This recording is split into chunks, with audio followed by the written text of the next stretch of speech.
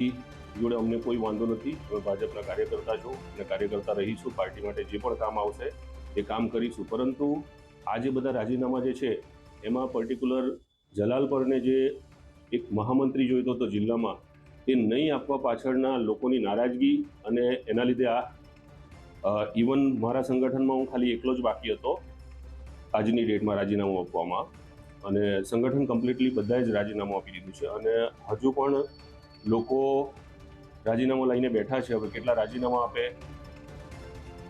એ છે જુઓ.